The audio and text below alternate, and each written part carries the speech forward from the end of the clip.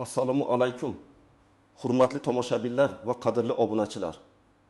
Bugun men siz bilan juda ham muhim, ayni damda ko'pchilikni tashvishga solayotgan bir mavzuni muhokama qilmoqchiman. Agar siz pensioner bo'lsangiz yoki oilangizda pensionerlar bo'lsa, ayniqsa ularning nomi hisobida kvartira mavjud bo'lsa, bu ma'lumot siz uchun hayotiy ahamiyatga ega. Chunki endi kvartirasi bor pensionerlar qo'shimcha to'lovlarni amalga oshirishlari shart bo'lishi mumkin. Bu yangilik ko'pchilik uchun kutilmagan bo'ldi va ko'plab savollarni keltirib chiqardi.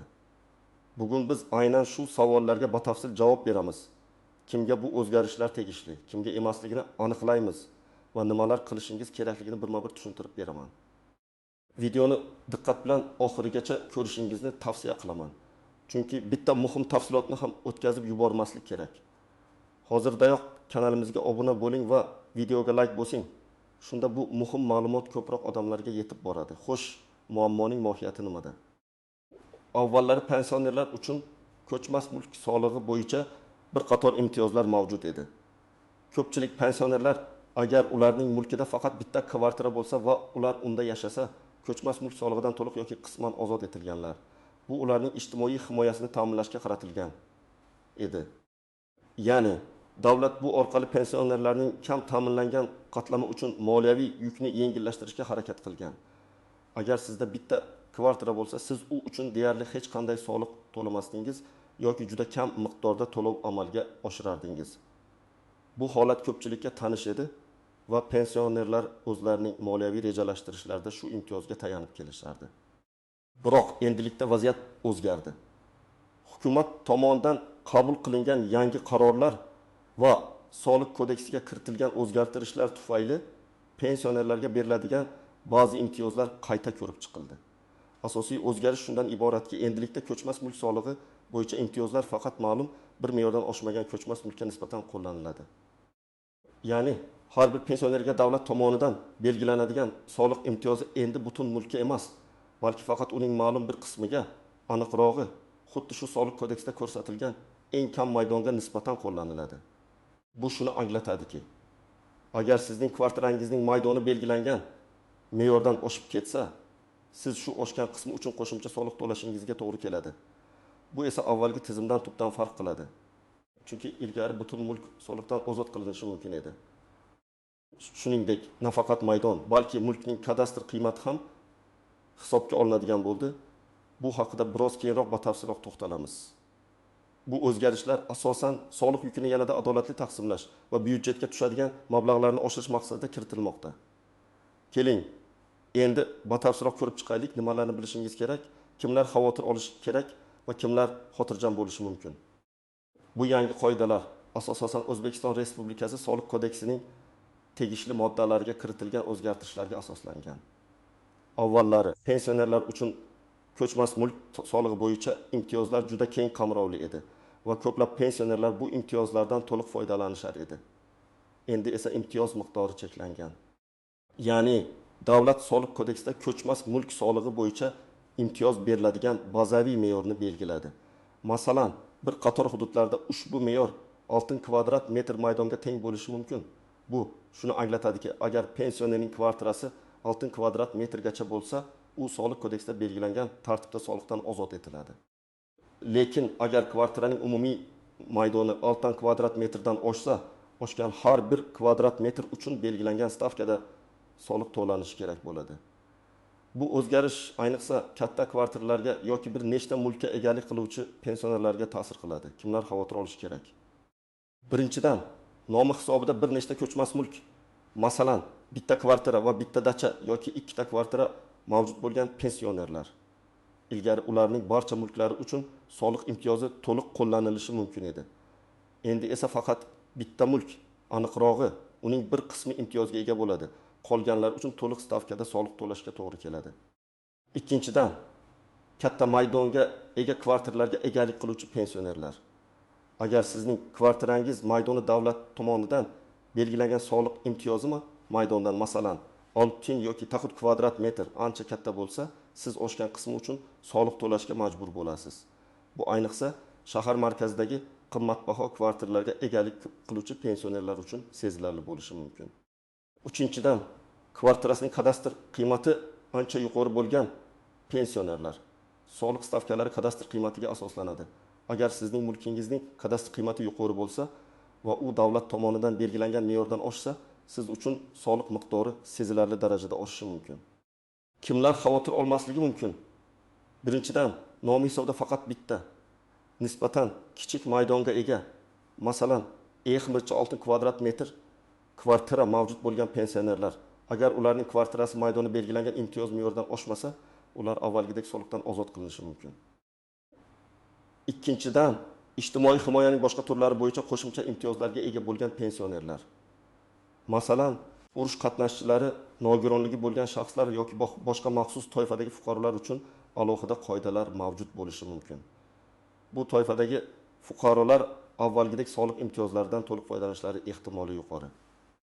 Keling, endi bir nechta real hayotiy misollar orqali bu holatni tushuntirib beraman.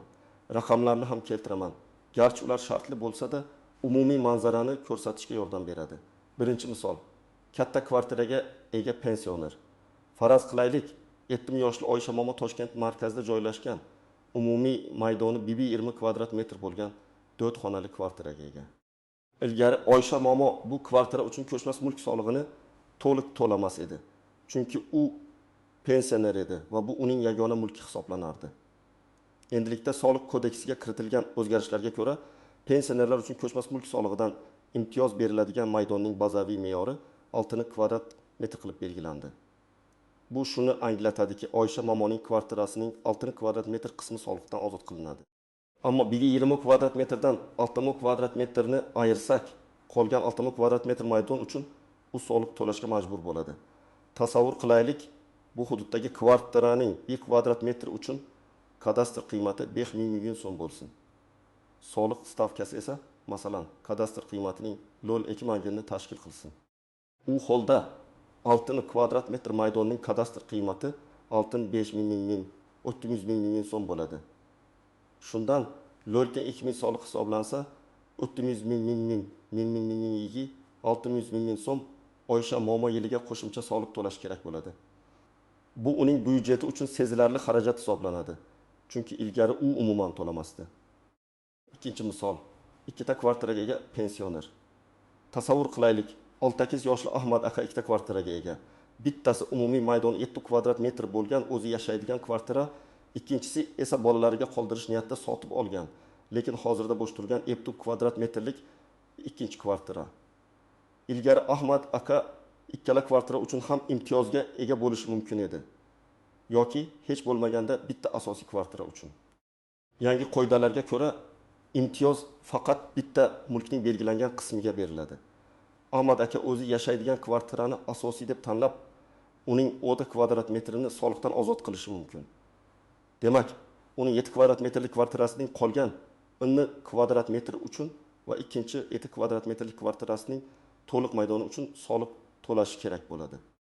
Agar 7 kvadrat metrning kadastr qiymati 10 million so'm va soliq stavkasi 0,2 bo'lsa, asosiy kvartiraning ortiqcha bo'lsa 10 kvadrat metr 10 million so'm, KVY 10 million so'm, soliq 2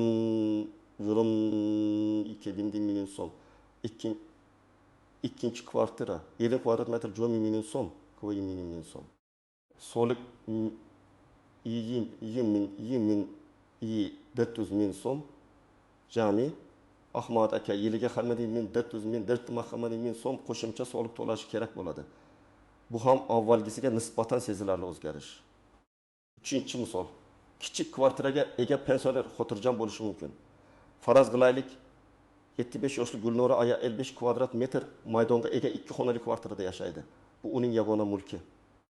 Agar pensionerlar uchun imtiyozli maydonning bazaviy me'yori 6 kvadrat metr qilib belgilangan bo'lsa, Gulnora ayaning kvartirasining maydoni bu me'yordan oshmaydi. Demak, u avvalgidek ko'chmas mulk solig'idan to'liq ozod qilinadi va hech qanday qo'shimcha to'lov amalga oshirishga majbur bo'lmaydi. Bu esa Gulnora ayaning byudjetiga hech qanday salbiy ta'sir ko'rsatmaydi. To'rtinchi misol, kvartirani ijaraga bergan pensioner. 65 yoshli Botir amaki o'zi yashaydigan 3 xonali takviti kvadrat metrlik kvartiraga ega va uning yonida ir xonali 35 kvadrat metrlik kvartirasini ijaraga berib daromad topadi. ijaradan topilgan daromadga shaxsiy daromad solig'i to'lanishi shart. Endi esa uning ijaraga berilgan kvartirasiga ham ko'chmas mulk solig'i bo'yicha imtiyoz qo'llanmasligi mumkin. Ya'ni Botir amaki o'zi yashaydigan kvartiraning 6 kvadrat metriga imtiyoz olishi mumkin. Qolgan 7 kvadrat metr uchun soliq to'laydi. Ijaraga berilgan 35 kvadrat metrlik kvartira uchun esa to'liq soliq to'lashi kerak bo'ladi. Agar 1 kvadrat metrning kadastr qiymati 35 million so'm bo'lsa va soliq stavkasi 0,2% bo'lsa, asosiy kvartiraning ortiqcha qismi 20 kvadrat metr 35 million so'm, kavaga 7 million so'm. Soliq 7 million so'm. Ijaradagi kvartira 35 kvadrat metr 35 million so'm, 2500 million so'm. Soliq 500 million 2,5 million so'm. Jami mengdarilgan 2,5 million 3,5 million so'm. Bu ham Botir amakining moliyaviy yukini oshiradi. 5-misol, bir kvartirada bir nechta pensioner yashaydi. Faqat biri egalik qiladi. Bir kvartirada 2 pensioner, masalan, er-xotin yashaydi. Kvartira faqat erning nomida. Kvartiraning umumiy maydoni 9 kvadrat metr. Bu holda ham soliq kodeksidagi imtiyoz faqat bir mulkdorga, ya'ni erga nisbatan qo'llanadi. Unga 6 kvadrat metr maydon uchun imtiyoz beriladi. Qolgan 3 kvadrat metr uchun esa u soliq to'lashi shart. Agar kvartiraning kadastr qiymati 7 kvadrat metr uchun ko'chish 5 million so'm bo'lsa va soliq stavkasi LPG bo'lsa, 5 million so'm. KVD 5 million so'm. Soliq 5 million so'm. Bu ham qo'shimcha xarajat. Bu misollar shartli bo'lsa-da, vaziyatning mohiyatini tushunishga yordam beradi. Har bir vaziyat individual bo'lishi mumkin. Shuning uchun aniq raqamlarni aniqlash uchun soliq organlariga murojaat qilish kerak. Endi esa keling, qoidalardagi istisnolar, e'tibor berish kerak bo'lgan noaniq nuanslar va yashirin tuzoqlar haqida gaplashamiz. Istisnolar. Yuqorida aytib o'tganimdek, barcha pensionerlar ham bir xil toifaga kirmaydi. Soliq kodeksida ba'zi toifadagi fuqarolar uchun qo'shimcha imtiyozlar saqlanib qolgan bo'lishi mumkin. Bularga, masalan, urush faxriylari va nogironlari, Chernobil AESdagi avariya oqibatlarini bartaraf etishda ishtirok etgan shaxslar va boshqa shu kabi fuqarolar kiradi. Agar siz ushbu toifalardan biriga mansub bo'lsangiz, soliq inspeksiyasi yoki davlat xizmatlari markazlariga murojaat qilib, o'zingizning imtiyozlaringizni aniqlashtirishingiz shart. Buning uchun sizdan tegishli hujjatlar, masalan, nogironlik guvohnomasi, urush faxriysi guvohnomasi talab qilinishi mumkin. Bu imtiyozlar sizni soliq to'lashdan to'liq ozod qilishi yoki soliq yukini sezilarli darajada kamaytirishi mumkin. Shuning uchun o'zingizning maqomingizni tekshirishni unutmang. Yashirin tuzoqlar va noaniq nuanslar. 2. Bilmaslikning oqibatlari eng katta tuzoq bu yangi qoidalardan bexabar bo'lishdir. Agar siz soliq xabarnomasini olsangiz-da, uni e'tiborsiz qoldirsangiz yoki tushunmasangiz, muddati o'tgan to'lovlar uchun jarimalar va penaltilar hisoblanishi mumkin. Bu esa sizning moliyaviy ahvolingizni yanada og'irlashtiradi. Shuning uchun har qanday xabarnomaga diqqat bilan e'tibor bering. Kadastr qiymatining roli. Ko'chmas mulk solig'i asosan mulkning kadastr qiymatiga asoslanadi. Kadastr qiymati davriy ravishda qayta baholanadi.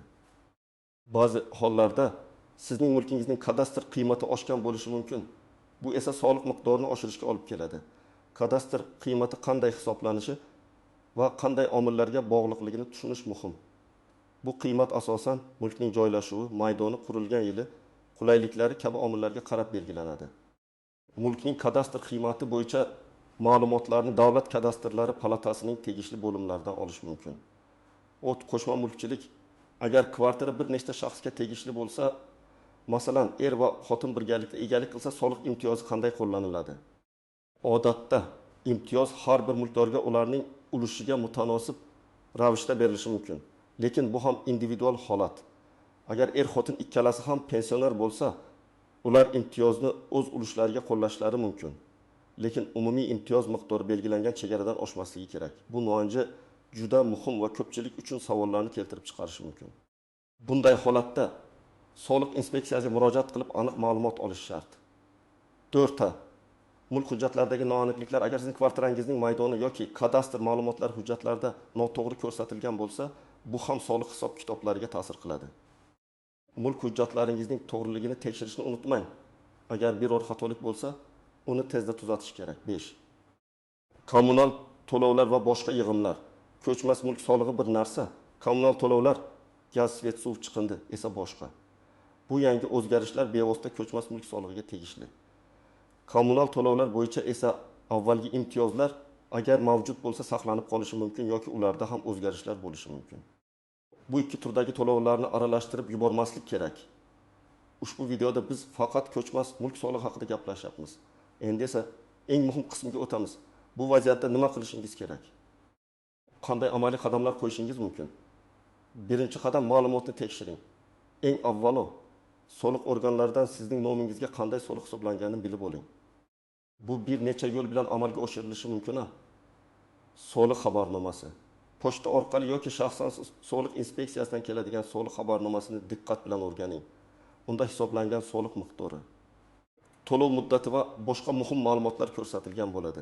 Va e-davlat xizmatlari portali, agar sizda e-raqamli imzo eri bo'lsa, soliq.uz yoki my.gov.uz portallari orqali shaxsiy kabinetingizga kirib, o'zingizga hisoblangan soliqlar haqidagi ma'lumotni tekshirishingiz mumkin. Bu eng tez va qulay usul. Soliq inspeksiyasiga shaxsan murojaat, yashash joyingizdagi davlat soliq inspeksiyasiga borib, mutaxassis bilan gaplashing. Pasport va pensiya guvohnomasini o'zingiz bilan olishni unutmang. Ikkinchi qadam, hujjatlaringizni tartibga soling.